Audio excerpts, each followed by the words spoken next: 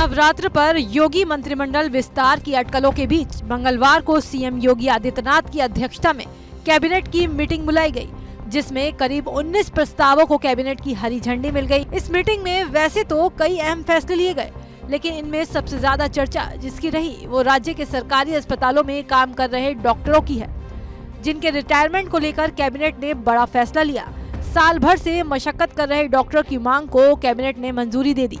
योगी सरकार ने फैसला लिया है कि सरकारी अस्पतालों में काम कर रहे डॉक्टर अब 65 साल की उम्र तक काम कर सकते हैं, यानी कि अब 65 साल में डॉक्टर रिटायर होंगे, सरकारी डॉक्टर रिटायर होंगे। हालांकि इसमें बड़े अधिकारियों को नहीं रखा गया है।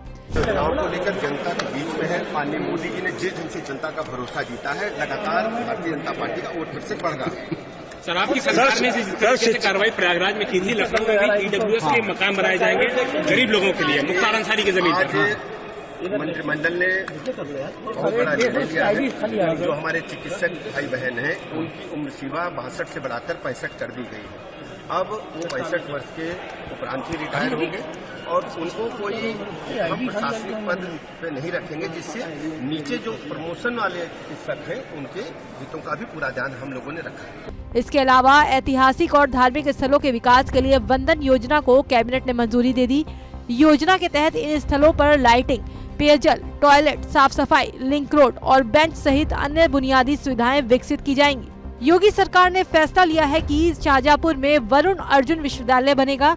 उच्च शिक्षा विभाग की तरह खुलने वाले इस निजी विश्वविद्यालय से क्षेत्र के छात्रों को अपने ही जिले में पढ़ाई करने का मौका मिल सकेगा। योगी कैबिनेट ने उस प्रस्ताव को मंजूरी दे दी जिसमें कहा गया है कि जो बेटे बेटियां अपने बूढ़े माँ बाप की सेवा नहीं करेंगी, उन्हें संपत्ति से बेदखल कर दिया जाएगा।